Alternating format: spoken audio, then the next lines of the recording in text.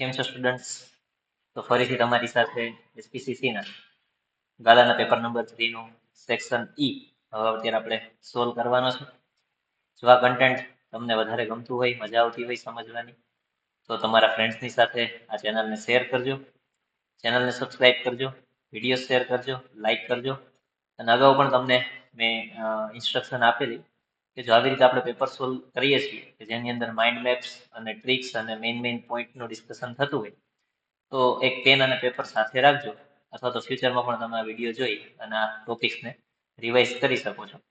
તો શરૂ કરીએ સેક્શન ઈ. ફર્સ્ટ ક્વેશ્ચન છે 48 નંબરનો, જેમાં આપેલું છે right details about e learning and video conferencing. અત્યારે આ બંને ટોપિક છે એકદમ જનરલાઇઝ થઈ ગયા છે, આપણને બધાને ખબર જ છે કે ઈ લર્નિંગ અને વિડીયો કોન્ફરન્સિંગ શું છે. તો માર્ચ 23માં પૂછાયેલો ક્વેશ્ચન છે અને ડિજિટલાઇઝેશનના કારણે આ વખતે પણ પૂછી શકાય એવો one kind of IMP question છે. તો કયા કયા પોઈન્ટ્સ આની અંદર તમારે ઇન્ક્લુડ થવા જોઈએ? તો ઈ લર્નિંગ છે, તો જેની અંદર આપણે એવું એજ્યુકેશન જો લેતા હોય કે જે ક્લાસરૂમની બહારથી, ક્લાસરૂમની અંદર નહીં પણ ક્લાસરૂમની બહારથી, આઉટસાઇડ ધ ક્લાસરૂમ અને ઇલેક્ટ્રોનિક મીડિયાથી જો આપણે એજ્યુકેશન લઈએ છીએ, કોઈ વસ્તુ શીખીએ છીએ, લર્ન કરીએ છીએ, તો એને કહેવાય છે ઈ લર્નિંગ, કે જેની અંદર ટાઈમ અને પ્લેસનું કોઈ કન્સ્ટ્રેન્ટ હોતું નથી. ગમે ત્યારે ગમે તે જગ્યાએ આપણે આ લર્નિંગ પ્રોસેસ કરી શકીએ છીએ. આના ઈ લર્નિંગના બીજા નામ શું છે? તો ઓનલાઈન લર્નિંગ પણ કહેવાય છે, ઇલેક્ટ્રોનિક લર્નિંગ પણ કહેવાય છે અને ઇન્ટરનેટ લર્નિંગ પણ કહેવાય છે, કે જેની અંદર આપણે એજ્યુકેશન મેળવીએ છીએ. શેમાંથી?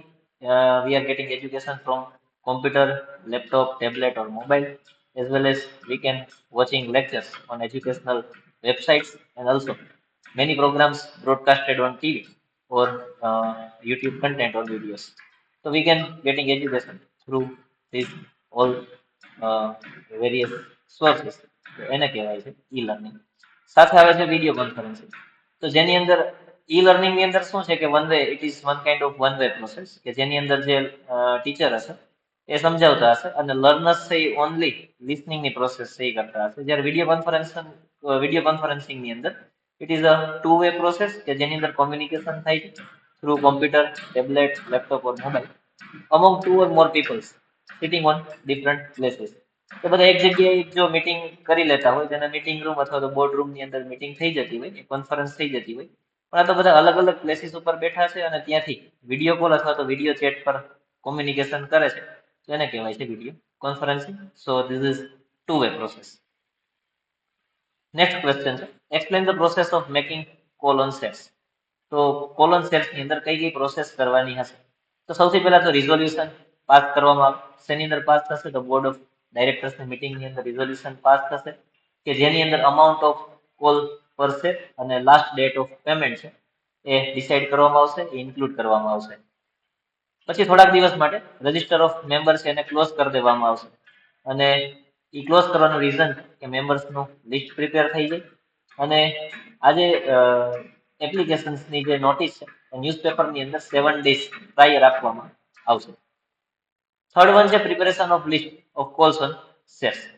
તો જેની અંદર કઈ કઈ ડિટેલ્સ આપવામાં આવશે?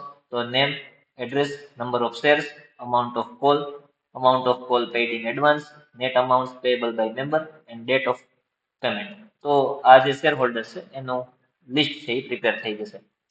જે લિસ્ટ પ્રિપેર થશે એની ઇન્ફોર્મેશન બેંકને આપવામાં આવશે અને એ લિસ્ટ સેન્ડ કરવા વાળા હશે કંપનીના સેક્રેટરી, કે જે બેંકને કહી દેશે કે આટલા મેમ્બર્સના પૈસા છે એ કલેક્ટ કરવાના છે.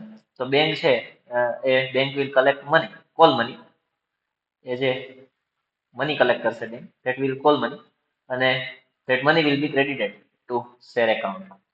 Fifth one is sending notice of call. So this notice will send to every concerned members who paid the call money, and it will be sent 14 days before prescribed date. Payment of call on shares. So within 14 days, this payment will be completed of call on share, and company will retain paying slip and bank sign paying slips. Seventh one, recording call money received. So how much call money will receive? That will be registered or record next by secretary. Secretary records the call received in register, and that list of all call money paid members will presented to board of directors. So this is the process of making call on shares. This question was asked in March 23 and 24 by board. So you can say this is also one kind of IMP question. Next છે આવા demat share transfer. તો જુલાઈ 23 માં પૂછાયેલો આ question છે.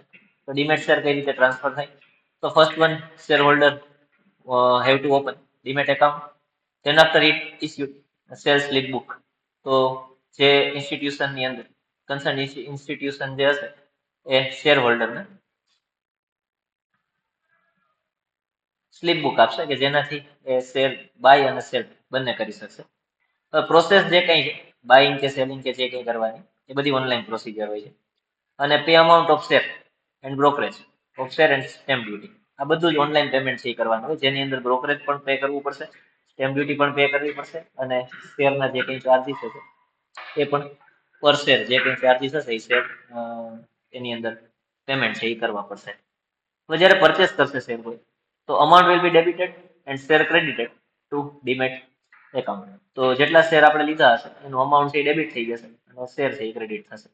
And when we sell that shares, તો amount will be credited after deduction of brokerage, tax and other charges. જે કંઈ charges લાગવાના હશે લાગી જશે, એના પછી જે કંઈ બાકી રહેતી અમાઉન્ટ હશે એ આપણે એકાઉન્ટમાં ક્રેડિટ થશે અને શેર છે એ સોલ્ડ થઈ જશે.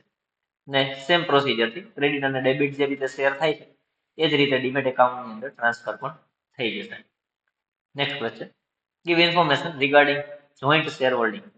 તો જ્યારે મોર દેન 2% purchasing share in joint name, that is called joint shareholding. બે જણ શેર લેશે, બંનેનું આની અંદર કંઈક ને કંઈક સોલ્જરી હશે અને આવી રીતે શેર પરચેસ કરશે. હવે આવા જે જોઈન્ટલી રેકોર્ડેડ પર્સન હશે એના નામથી રજિસ્ટર ઓફ મેમ્બર્સ ની અંદર ઇન્ક્લુડ કરી દેવામાં આવશે. હવે આની અંદર ઇન્ડિવિજ્યુઅલ અથવા તો જોઈન્ટલી બંને લાયેબલ રહેશે. શેરની જે કંઈ પ્રોસિજર હશે એના માટે ઇન્ડિવિજ્યુઅલી બી લાયેબલ રહેશે અને જોઈન્ટલી બી લાયેબલ રહેશે.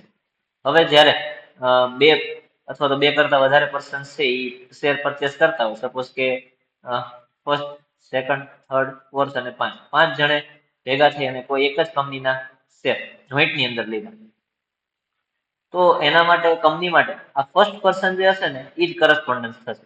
તો જે કંઈ કંપની ડીલ કરશે જે કંઈ પણ એ બધી ડીલ કોની સાથે થશે? આ ફર્સ્ટ નંબર જેનું લખેલું હશે એ લિસ્ટની અંદર એની સાથે આ ડીલ થશે. એની અંદર નોટિસ હોય, ડિવિડન્ડ હોય, વોરંટ્સ, સર્ક્યુલર, ડોક્યુમેન્ટ્સ જે કંઈ સેન્ડ કરવાનું હશે એ ફર્સ્ટ નેમ હશે શેર હોલ્ડરના, એમાંથી ફર્સ્ટ નેમ વાળો જે હશે એ જ પર્સનની સાથે કંપની ડીલ કરશે. એના પછી 52 નંબરનો ક્વેશ્ચન છે, ડિસ્ક્વોલિફિકેશન ઓફ ધી ડાયરેક્ટર. 2 times આ ક્વેશ્ચન પૂછાઈ ગયેલો છે. સો this is also one kind of IMP question. તો ડાયરેક્ટર કઈ સર્કમસ્ટન્સીસ ની અંદર ડિસ્ક્વોલિફાઈડ થાય છે? તો ફર્સ્ટ વન છે અનસાઉન્ડેડ માઇન્ડ હોય, ઇન્સોલ્વન્ટ થઈ ગયો હોય, કોર્ટે એને કન્વિક્ટેડ કોઈ નાના કોઈ પણ ક્રાઇમ ની અંદર કે એને કોર્ટે કન્વિક્ટેડ કરેલો હોય, તો એવો પર્સન છે એ 6 મંથ સુધી એને સેન્ટેન્સ રાખવામાં આવશે અને એને કોઈ જ ક્વોલિફિકેશન આપવામાં નહીં આવે અથવા તો ડાયરેક્ટર તરીકે એને અપોઇન્ટ કરવામાં નહીં આવે. હવે જ્યારે કોઈ પર્સન છે એ કન્વિક્ટેડ ફોર ઓફેન્સ, એવો કોઈ ક્રાઇમ કરી નાખે કે જેના માટે એને 7 વર્ષની કોઈ સજા થઈ હોય, તો આવો પર્સન છે લાઈફ ટાઈમ ડાયરેક્ટરના પોઝિશન માટે ડિસ્ક્વોલિફાઈ થઈ જશે અને પછી ત્યારે લાઈફ ટાઈમની અંદર ક્યારેય એને ડાયરેક્ટર બનાવવામાં નહીં આવે. Order is in force by court for disqualifying appointment. હવે કોર્ટ કોઈ પણ રીઝનથી જ્યારે એપોઇન્ટમેન્ટ થતી હોય એ એપોઇન્ટમેન્ટ ડિસ્ક્વોલિફાઈ કરી દે તો ઓર્ડર ઇઝ ઇન ફોર્સ, પછી કોર્ટનો ફોર્સ જ હશે કે તમે એ પર્સનને એપોઇન્ટ ન કરી શકો. હવે કોઈ ડાયરેક્ટર છે એઝ અ પર્સન એમણે જે તે કંપનીની અંદર શેર પરચેસ કરેલા હોય અને call on shares A pay ન કરી શકે, એની અંદર એ ફેલ રહેશે અને એનું જે પેમેન્ટ કરવાની લાસ્ટ ડેટ હતી એના પછી 6 મંથ ઇલેપ્સ એટલે કે 6 મહિના પાસ થઈ જાય છતાં પણ એ પર્સન કોલ ઓન શેર જો પે નથી કર્યા તો એવો પર્સન છે એને પણ આપણે ડિસ્ક્વોલિફાઈ કરી દેવાનો હોય છે, એ ડાયરેક્ટર ન બની શકે. હવે કોઈ કંપનીના નામે અથવા તો બીજી કોઈ રીતે કોઈ ફ્રોડ્યુલન્ટ એક્ટિવિટીની અંદર છેલ્લા 5 વર્ષથી પોતે આવી રીતે કનેક્ટેડ હોય તો 5 વર્ષના રેકોર્ડના આધારે એને ફ્રોડ્યુલન્ટ એક્ટિવિટી કરેલી છે એવું જો પ્રૂવ થાય તો એવો પર્સન બી ડાયરેક્ટરના પોઝિશન માટે ડિસ્ક્વોલિફાઈડ છે. અને કંપનીએ જે કોઈ ઇન્ટરેસ્ટ અથવા તો ડિવિડન્ડ અથવા તો ઇન્ટરેસ્ટ ઓન ડિબેન્ચર જે કંઈ ડિક્લેર કરેલું હોય એ જો પે ન કરી શકે વિધિન 1 યર, તો એને ફેલર ડેટથી 5 યર્સ માટે ડિસ્ક્વોલિફાઈ કરી દેવામાં આવે. એના 5 વર્ષ પછી એની એપોઇન્ટમેન્ટ થશે, એના સિવાય એની એપોઇન્ટમેન્ટ થશે નહીં. તો આ ડાયરેક્ટરના ડિસ્ક્વોલિફિકેશન માટેના ક્રાઇટેરિયા છે. 53 નંબરનો ક્વેશ્ચન છે, state the meaning of minute books and details to be included in it. તો મિનિટ બુક્સ કોને કહેવાય? તો જ્યારે કંપનીની મીટિંગ્સ થતી હોય તો એ મીટિંગની અંદર જે કંઈ પ્રપોઝલ્સ હોય, પ્રોસિડિંગ્સ હોય, ડિસ્કશન્સ હોય, કોઈ ડિસિઝન્સ હોય અથવા તો કોઈ રિઝોલ્યુશન હોય, એને પ્રોપર એન્ડ સિસ્ટમેટિક મેનરની અંદર જે બુકમાં લખેલા હોય એ બુકને કહેવાય મિનિટ્સ બુક. કઈ કઈ ડિટેલ્સ આની અંદર ઇન્ક્લુડ કરવામાં આવે છે?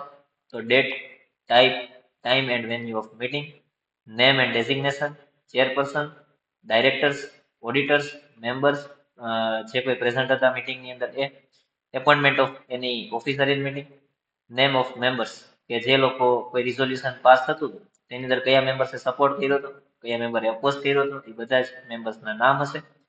Proceeding of meeting stated by chairman. તો આટલી ડિટેલ્સ છે એ આવી રીતે મિનિટ બુક્સની અંદર ઇન્ક્લુડ કરેલી હશે. આઈ હોપ અહીંયા તમારો સેક્શન ઈ કમ્પ્લીટ થાય છે તો તમને લોકોને કન્ટેન્ટથી સમજમાં આવતું હશે. અને હજુ સુધી તમે જો વિડીયો જોવો છો તો ચેનલને લાઈક, શેર, સબસ્ક્રાઇબ જરૂર કરજો. તમારા ફ્રેન્ડ્સની સાથે આ વિડીયોઝને શેર કરજો. અને હવે એક્ઝામ નજીક આવી રહી છે તો બને એટલી પ્રિપેરેશન વધારવી જેથી કરીને આપણે સારા માર્ક્સ કવર કરી શકીએ. Thank you. ફરી મળીશું પેપર 4 સાથે. આના સિવાય આપણા સેક્શન એફના જેટલા કંઈ ક્વેશ્ચન છે એ સેક્શન એફના બધા જ ક્વેશ્ચન આપણે શોર્ટ્સની અંદર અપલોડ કરતા રહીએ છીએ. તો ઓલ્સો શોર્ટ્સને પણ તમે જોતા રહેજો. Thank you.